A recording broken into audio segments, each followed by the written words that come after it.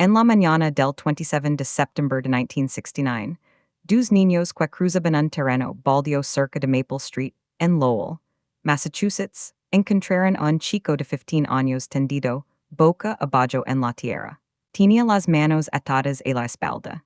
Los tobillos amarrados. Una tercera cuerda iba desde sus tobillos a lo largo de su cuerpo, y se cerraba confusa alrededor de su garganta. Cada vez que intentaba moverse, el nudo en su culo se apretaba más. Cinta cubría sus ojos. Cinta cubría su boca para que no pudiera gritar. Estaba completamente vestido. Tenía los zapatos puestos. Olía a la loción de feiter de su padre. Su nombre era John McCabe. Tenía 15 años. Había estado caminando a casa desde un baile escolar. Pero para entender cómo llegamos aquí. Como un chico que salió de su casa, sonriendo un viernes por la noche nunca regresó. Necesitamos remontarnos a 1969. A un pueblo llamado Tewksbury, Massachusetts, y la familia que estaba a punto de ser destruida. 1969. Tewksbury, Massachusetts. El tipo de pueblo donde la mayor preocupación era el clima. Las puertas permanecían sin llave. Los niños andaban en bicicleta hasta que los faroles parpadeaban al encenderse. En Tewksbury, el horror era algo que sucedía en las noticias de la noche en otras ciudades a otras personas. Hasta el 26 de septiembre, Bill McCabe era ingeniero. Su esposa Evelyn trabajaba en la biblioteca de la escuela. Tenían tres hijos: Debbie, de 17 años, John, de 15. Y la pequeña Roberta, de apenas 6 años. Una familia trabajadora y estable. Nada en ellos sugería que en menos de 24 horas, su mundo desaparecería para siempre. John era el hijo del medio. Si le preguntas a sus hermanas cómo era, sonrían antes de empezar a hablar. Era un bromista, del tipo calculador. Pasaba días preparando una broma antes de ejecutarla. Una tarde, Debbie abrió su armario y saltaron saltamons de cada rincón. John lo había planeado todo. Se cuidó en el pasillo y se rió hasta ponerse rojo. Así era John. Sus manos siempre estaban sucias de arreglar cosas en el garage con su papá, de estar afuera, de vivir plenamente. Un día entró por la puerta principal cargando un ganso canadiense herido. Simplemente entró, con el ganso bajo el brazo, completamente tranquilo, y le dijo a su madre que lo iba a ayudar a sanar. Evelyn miró a su hijo, miró al ganso, y no supo por dónde empezar. Quería ser ingeniero como su padre. Pasaba horas en el garage junto a Bill, aprendiendo cómo funcionaban las cosas, haciendo preguntas, desarmando y volviendo a armar todo. Se estaba formando una amistad entre ese padre y su hijo. Del tipo que se suponía iba a profundizarse durante décadas, durante toda una vida. Nunca tuvo la oportunidad. 26 de septiembre de 1969. Viernes por la noche. Un baile escolar en el Salón de los Caballeros de Colón. John lo había estado esperando toda la semana. Le pidió permiso a Evelyn, y ella dijo que sí, porque por supuesto que sí. Era un baile escolar. Se preparó con el tipo de cuidado que te decía cuánto significaba esa noche para él. Ducha, cabello, ropa limpia. Y luego entró al cuarto de su padre y tomó la loción de feiter de Bill. No se afeitaba. Tenía 15 años. No tenía ninguna razón para hacerlo. Pero quería oler como su papá. Quería sentirse como el hombre adulto en que apenas comenzaba a convertirse. Evelyn lo vaya salir por la puerta. Lo vaya sonreír, hacer un gesto de despedida y caminar cal abajo. Luego volvió adentro. El baile terminó a las 11 o'clock. John debería haber llegado a casa antes de la medianoche. La medianoche ligó. Evelyn estaba de pie junto a la ventana.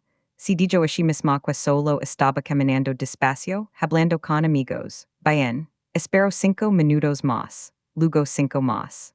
Luego el reloj pasó, la medianoche y su cuerpo dejó de escuchar lo que su mente le decía. Se subió al carro. Recorrió cada cal entre el salón y su casa, con la ventana bajada, llamando su nombre en la oscuridad. John, su voz se extendía y luego desaparecía, y las calls no devolvían nada. Recorrió la ruta completa dos veces, luego tres. Sin John, sin respuesta nada, volvió a casa, se ardillo, rezó.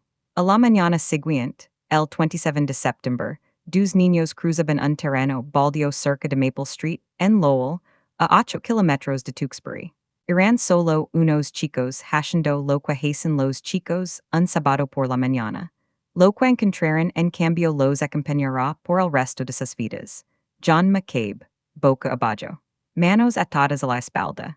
Tabilos amarrados. Una cuerda que iba desde sus tabilos, a lo largo de su cuerpo, hasta su garganta. Los asesinos no solo lo inmovilizaron. Convertiron su propio cuerpo en el arma contra su vida. La policía fue a la casa de los McCabe esa mañana. No querían que Evelyn escuchara los detalles. Así que levaron a Bill al sótano y cerraron la puerta. Evelyn los escuchó bajar las escaleras. Fue al baño, se ardillo en el frío suelo de baldosas, y pegó su oído contra la rejilla de ventilación. A través del enrejado metálico, las voces amortiguadas de los detectives se filtraron hacia arriba. No solo escuchó que su hijo estaba muerto. Escuchó como. Escuchó la palabra cuida. Escuchó sobre la cinta en sus ojos, la cinta en su boca. Escuchó sobre el terreno baldío en Lowell. Y ahí mismo, en el suelo del baño, sola el mundo tal como Evelyn McCabe siempre lo había conocido, se desmoronó por completo. Abajo, Bill absorbió la misma información en silencio. Luego tuvo que ponerse de pie, manger hasta Lowell, entrar a una habitación, mirar en cuerpo y confirmar que sí. Este era su hijo. Este era el chico de los saltamontes, y el ganso y las manos sucias. Este era John. 15 años, 6 meses y 2 semanas de vida. Y en algún lugar de este tranquilo pueblo, alguien ya sabía exactamente lo que había hecho. Y no decía nada. En 2024, una escena del crimen habla. ADN, cámaras, huellas digitales, la evidencia te encuentra quieras o no. Pero en 1969, una escena del crimen era solo un pedazo de tierra en la oscuridad. Lo que la policía encontró en ese terreno baldío era casi nada. La cuerda, la cinta, la ropa de John, una huella dactilar que no pudo vincularse a nadie. Sin tecnología de ADN. Sin cámaras de vigilancia. Solo un chico, muerto de 15 años, y la oscuridad que lo rodaba. La única pista real era un carro. Un testigo le dijo a la policía que en la noche del 26 de septiembre había visto un Chevy Impala 1965 color marrón rojizo estacionado cerca del terreno baldío. Luego ligó otro dato. John no había caminado todo el camino hasta el baile. Había hecho autostop, con el pulgar levantado, cuando dos adolescentes de su escuela se detuvieron y le ofrecieron llevarlo. Michael Furrer y Nancy Williams. Lo requirieron, lo llevaron al baile, lo dijeron aje. Dijeron que esa fue la última vez que lo vieron. La policía le preguntó a Mike Furrer qué más había hecho esa noche. Mike dijo que dijo a Nancy y se encontró con su amigo Walter Shelley. Los dos mandaron hasta Lowell, dijo, a conseguir cerveza, nada más que eso. La policía preguntó en qué carro iban. En el carro de Walter Shelley. Y Walter Shelley manejaba un Chevy Impala 1965 color marrón rojizo. El mismo carro. El mismo color. Estacionado cerca del mismo terreno, donde un chico de 15 años fue encontrado, muerto la mañana siguiente. Lo llevaron a interrogar. Lo negó todo. Así que le hicieron una prueba del polígrafo. La máquina mide lo que el cuerpo hace automáticamente cuando la mente está ocultando algo. Walter follow. Le hicieron otra, follow de nuevo. 5 pruebas de polígrafo en total. 5 seasons. Cada vez, mentiras en todas las áreas vitales del interrogatorio. No en algunas áreas. En todas las áreas vitales. Pero en 1969, un polígrafo fallido no podía usarse en un tribunal. No podía asegurar una orden de arresto. Legalmente hablando, no valía nada. La policía registró el carro de Walter minuciosamente. No encontraron nada. Sin fibras de cuerda. Sin cinta. Sin rastro físico de John McCabe dentro de ese vehículo. Sin arresto. Walter Shelley salió caminando y se fue a casa. El carro marrón rojizo estaba en su entrada como si nunca hubiera estado cerca de un asesinato. Y luego ocurrió algo que te dice exactamente qué tipo de personas eran estos. Walter empezó a bromar al respecto. Frente a amigos, se reía y decía que él era quien había matado a John McCabe. Y cuando el ambiente se ponía incómodo, agitaba la mano. Era broma. Solo estaba jugando. Mike jugaba el mismo juego enfermizo. En un carro andaba con una conocida llamada Elaine Sutton. Cuando la conversación giró hacia el caso de John, Mike la miró y dijo. Fui yo, luego sonrió. Era broma. dos chicos, dos confusiones en vueltas en risas, el mismo remate ambas veces. Por cuando sabes que la ley no puede tocart, la verdad se convierte en algo que puedes permitir jugar. En 1970, tanto Mike Furrer como Walter Shelley se unieron al ejército de Jaren, Massachusetts. La investigación tenía 2 años. La policía tenía follows en el poligrafo, un carro que coincidia y nada más. Y en ese preciso momento, los dos principales sospechosos abandonaron el estado.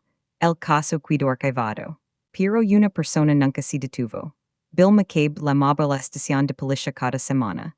Pedía actualizaciones que rara vez recibía.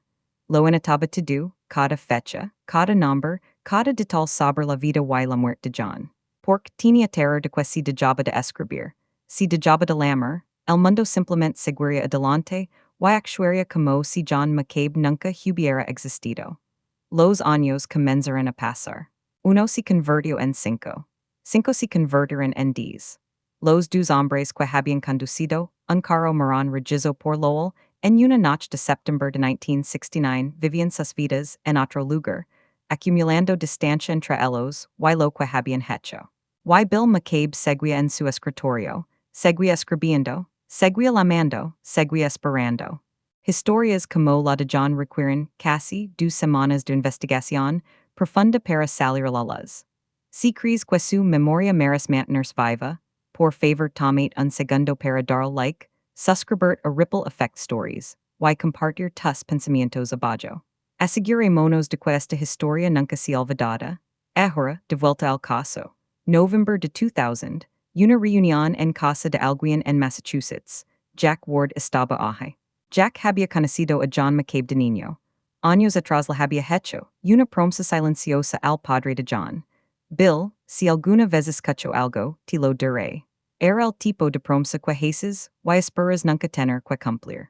Luego entró Mike Furrer, el adolescente que había conducido por Lowell en una noche de septiembre de 1969, era ahora un hombre de casi 50 años. Tenía una vida, una esposa, un trabajo. 31 años de distancia entre él y lo que le pasó a John McCabe.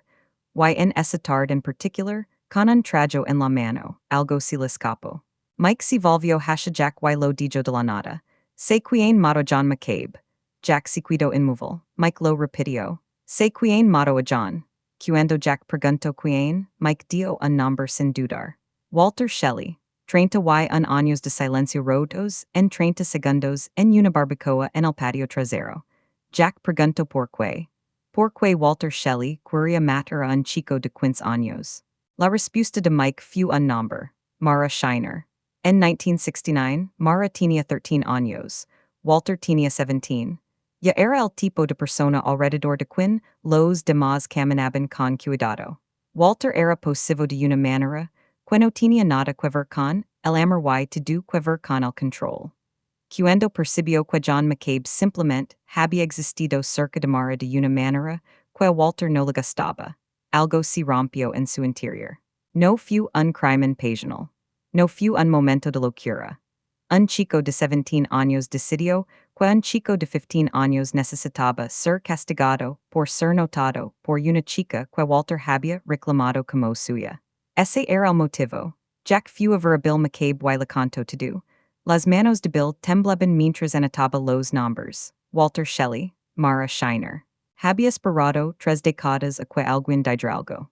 Y ahora estaba aquí, con su propia letra, en el mismo cuaderno donde había estado, registrando la vida de su hijo desde 1969.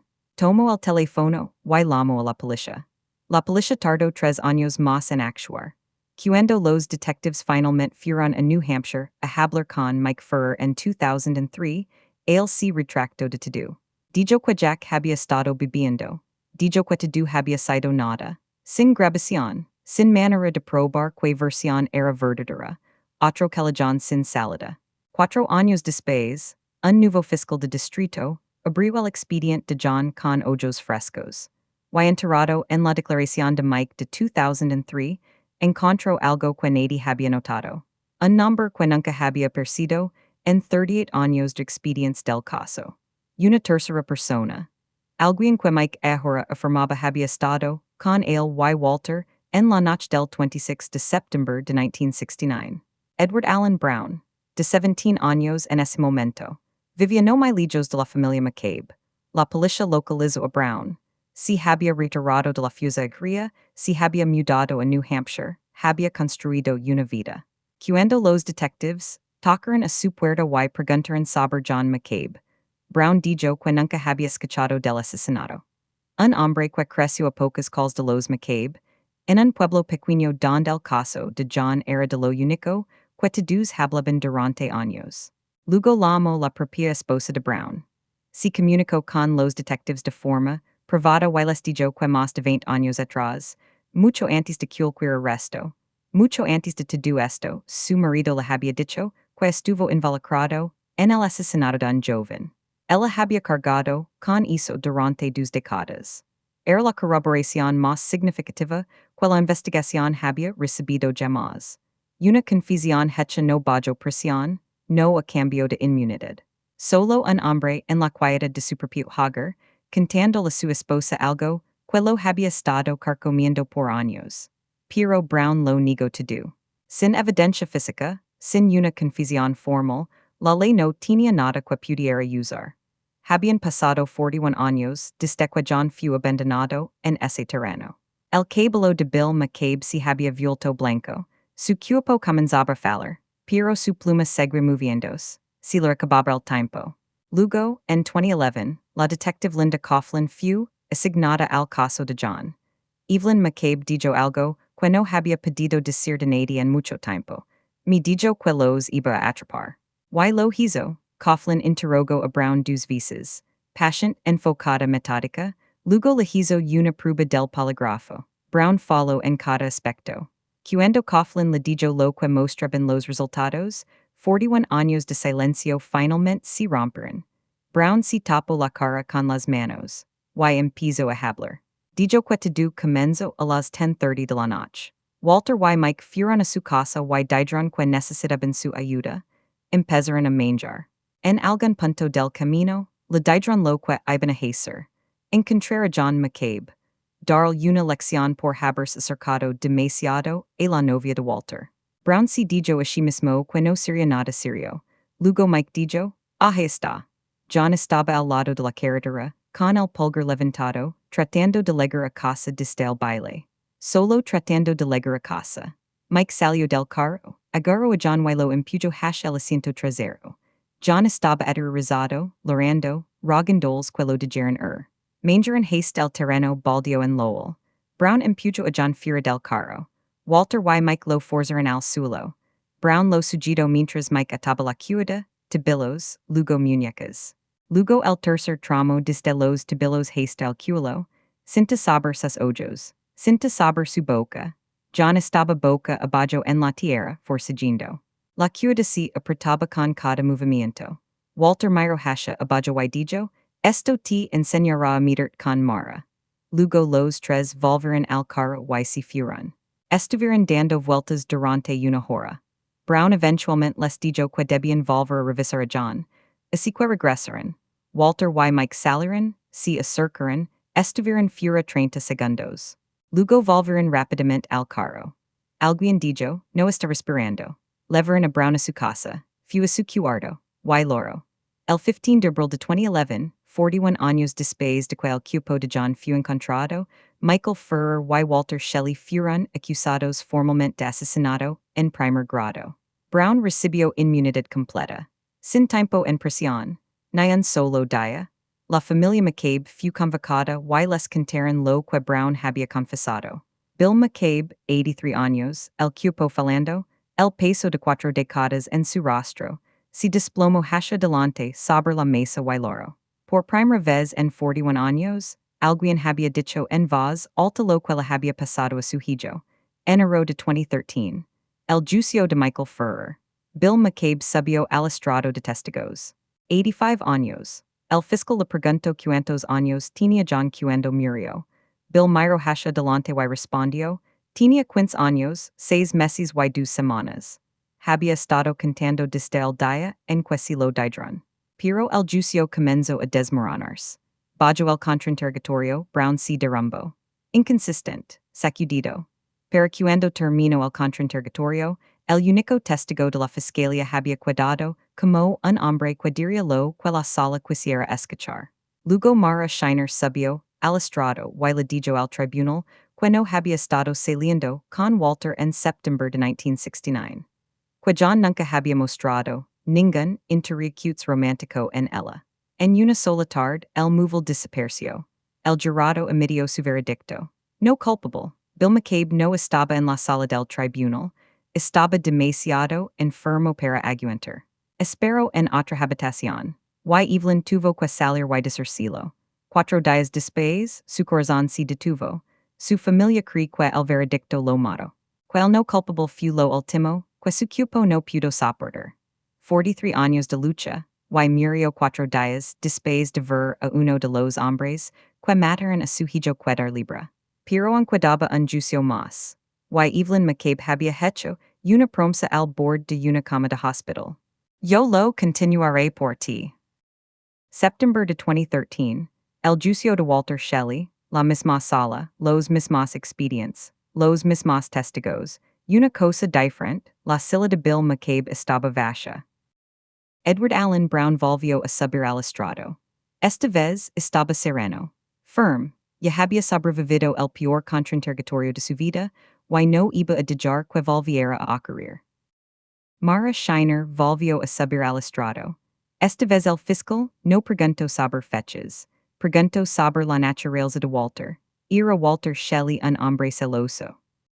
Mara miró al tribunal y respondió sin dudar, absolutamente.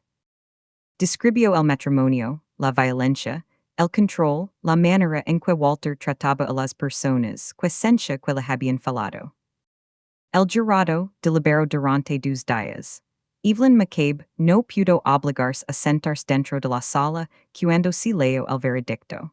Ya había escuchado no culpable una vez. Había visto lo que ese veredicto le hizo a su esposo.